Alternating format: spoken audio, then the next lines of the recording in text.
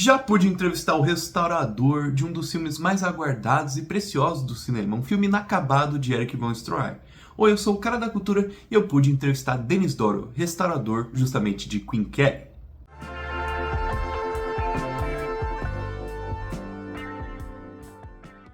Para aqueles que não sabem, Queen Kelly é um clássico de Erich von Stroheim, que era para ser o seu auge, o auge de sua carreira, um filme de 5 horas, com diversas ideias propostas pelo diretor, etc. Porém, o filme foi censurado muito na época, teve uma produção conturbada, o que fez com que ele fosse alterado e lançado nos cinemas de uma forma totalmente diferente, pela qual Erich von Stroheim nunca propôs. Ele nunca tinha tido as ideias que estavam justamente em tela. Mas assim, o tempo se passou e finalmente ganhamos esse restauro que tenta contar a história que Erich von Stroheim sempre quis contar. Claro, sem as 5 horas, afinal nem tudo foi acabado na produção original, etc. Mas aqui temos o retrato mais fiel possível do que Erich von Stroheim pretendia. Enfim, ficou curioso? Então assista a entrevista. Bom, estamos aqui com Dennis Doros, restaurador de Queen Kelly, que já pude assistir na Mostra. Eu vou fazer aqui uma série de perguntas e legendar para vocês. E aí é assim que vai acontecer a entrevista. Well, I'm pleased and honored to meet you, Dennis. And I would like to ask you what you restored in the film, what was already established in the original version. I would like to ask you how you managed to put such an old film into new perspectives, and I would like you to talk about it. Yeah. My pleasure. Thank you for having me. First, I call it a reimagining because I can't restore what never existed. The greatest tragedy of Queen Kelly is that von Stroheim shot maybe 2/3 of what he intended. So I want to respect other archivists and people who restore films completely and beautifully, like Sunset Boulevard was done this year.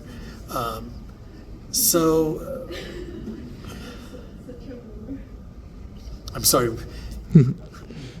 The question again.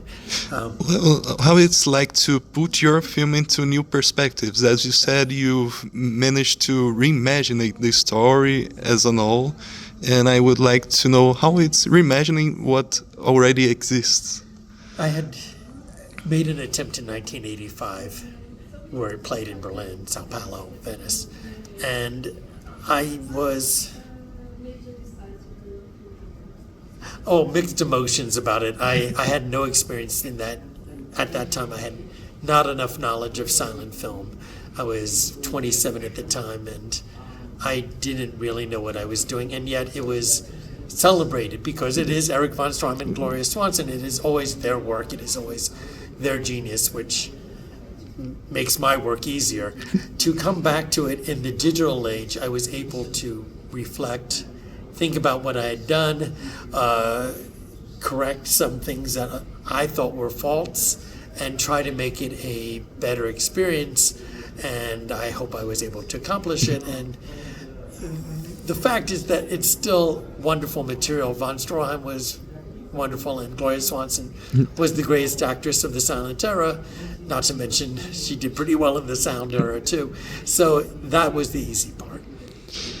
Yeah, and you know, restoring has the chemical part, it has the manual part, it has a lot of things that nowadays we have to carefully look at the restoration procedures and etc.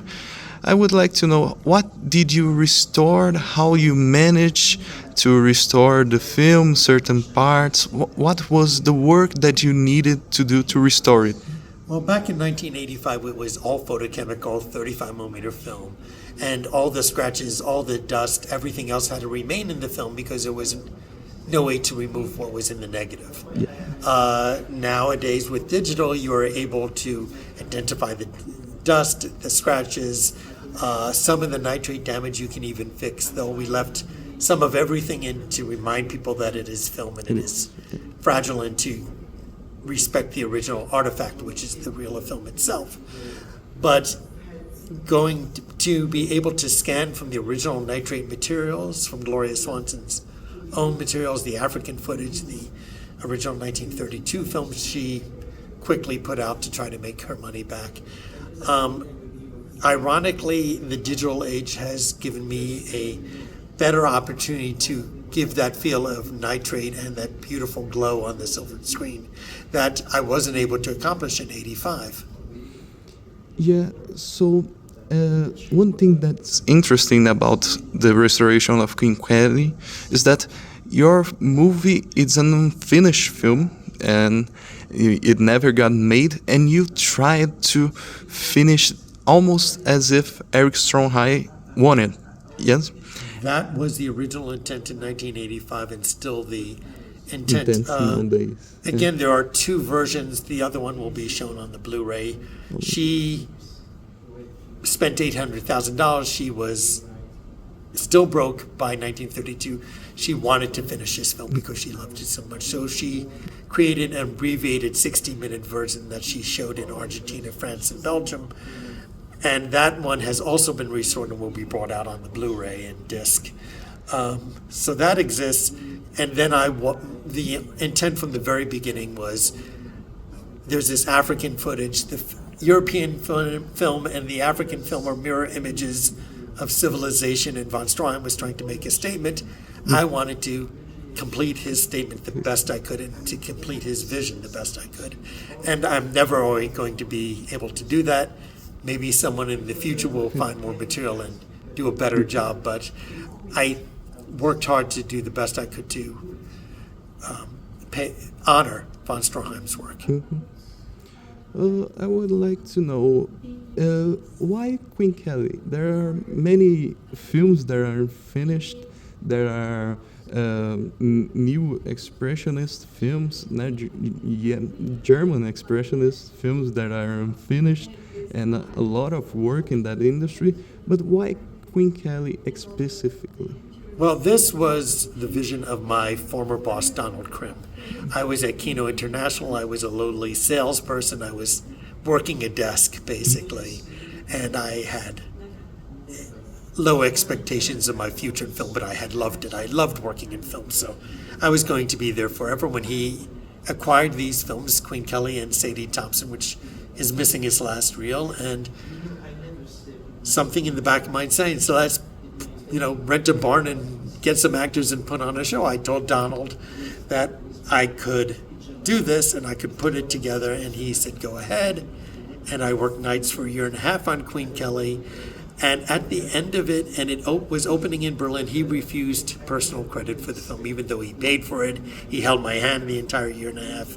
It was entirely his vision, but he refused to put his name on it. This time around, he died 15 years ago. I put his name. It's dedicated to his memory because it's his vision. Queen Kelly was his vision. Milestone's work, my wife's and my work for the last 20 years has to bring out the films of African American directors, women directors, LGBTQ, Latino, Native American, and this was an aberration for us in the last 20 years, but it is still produced by one of the most brilliant women of the 20th century, Gloria Swanson, and it was my first cinematic child, my first restoration, so I wanted a second chance at it. So give all the credit to Donald Krim, and I'm glad to ride on his coattails and this time be able to thank him for it. Well, as you were saying, you are a lot attached to this project. To me, it appears that you love this film. What is the relationship between you and the film? When did you first watch? What you thought of the film? What do you think is the main point of it? I watched this in 1984. I was 26 at that time, in fact, and I was still fairly new to film. I had only started working in film as a college film programmer and film festival programmer for about 3 years. And I saw this as a nitrate 35mm print at the Thalia Theater in New York, 95th and Broadway. And they had a silvered screen and the nitrate print. And I was astonished at the beauty of the film itself. And then I was astonished at how radical Erich von Stroheim was. He was showing interracial relationships, he was showing brothels, he was showing things that people weren't showing even in 1984, and I was taken aback by his genius. And Paul Ivano, the cinematographers, and Gloria Swanson's, and Sina One, the Queen. I was intimidated by their genius and saying, what the hell am I into? So that's what I remember, is I was scared to death about starting to work on this.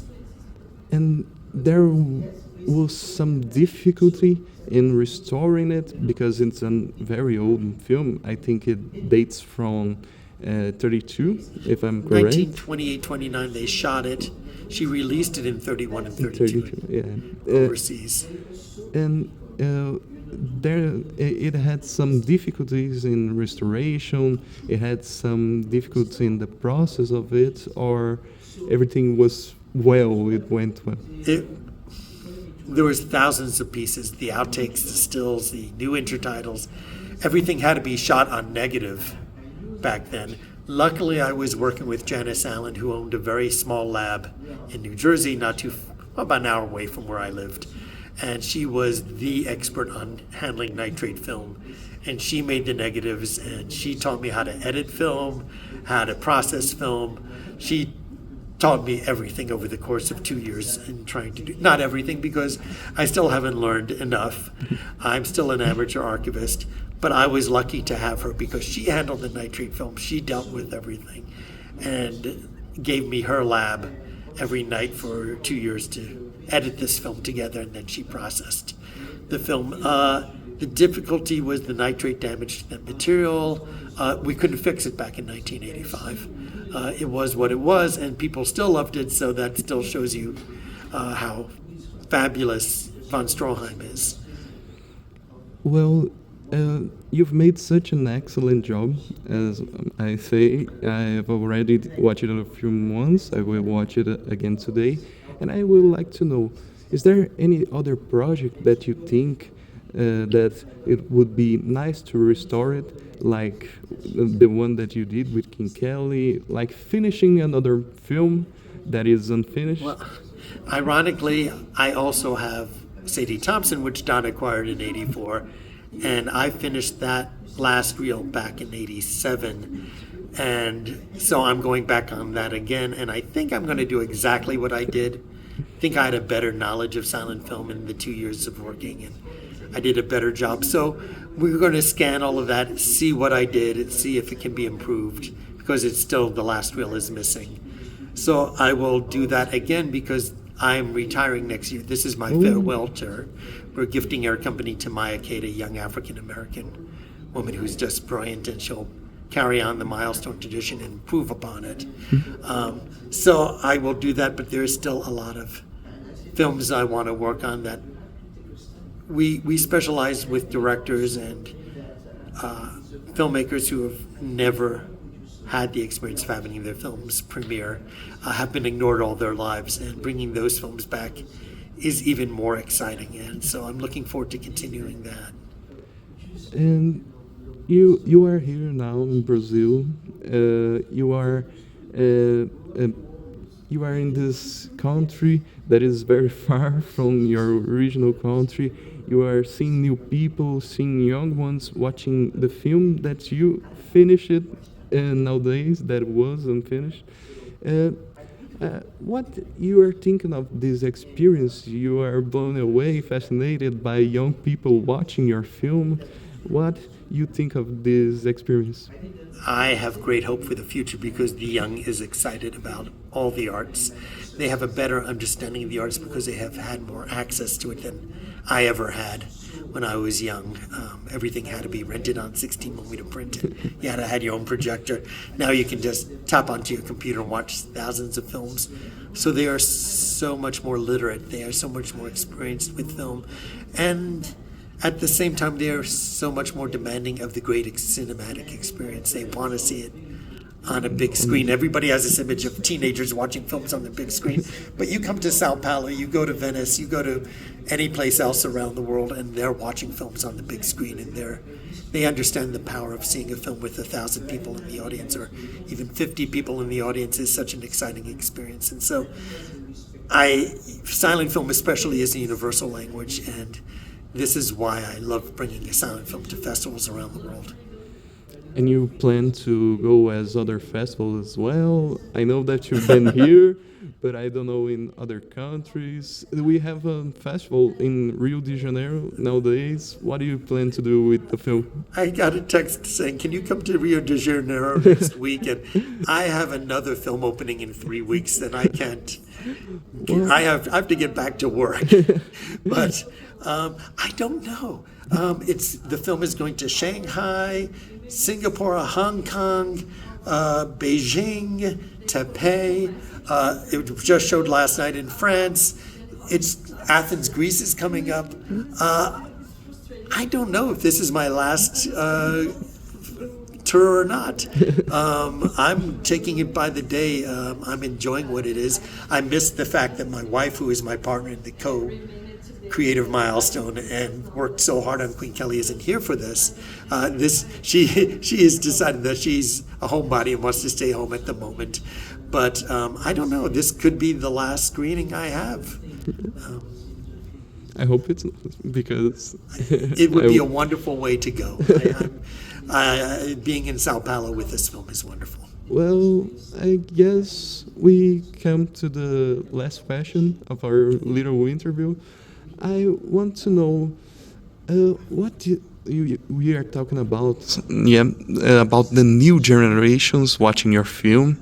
You've come from another generation that watched the film after it was projected. For the first generation, there are a lot of generations that watched this film, and now it's finally completed in a certain way, the way you did it. I want to know, what do you think this film can put on perspective to the new generation? What do you think this film can complement the new generation with? Like any film from that day to today, storytelling is the most important part of film. And von Stroheim had a genius for the intimate to the macro, to the gigantic sets, the beautiful costumes, the hundreds of thousands of dollars to create these enormous sets. But the intimate feeling of the film, the close-ups of the film of Gloria Swanson, of Walter Byron, of Sino, and Tully Marshall, who I haven't mentioned yet. The close-ups of him are the most astonishing close-ups in cinema. It's still a universal language, and it still captures that intimacy of human feeling, and that's all any film can hope to get to. And I hope people will feel that when they see the film. Oh, they will, because I was really captivated by it. I never saw such an inspiring love story that at the same time is not a love story. It's an outstanding human behavior story, I would say. Well, this was the interview. I want to thank you again for having the time to our little chat here. And I'm really glad that we had this discussion, this little talk. And that's it. Thank you so much for this. I am thanking you. Mas aí, gostou da entrevista? Vai assistir o filme Queen Kelly? Então curta, se inscreva, compartilhe, comente. Eu sou o Cara da Cultura e tchau!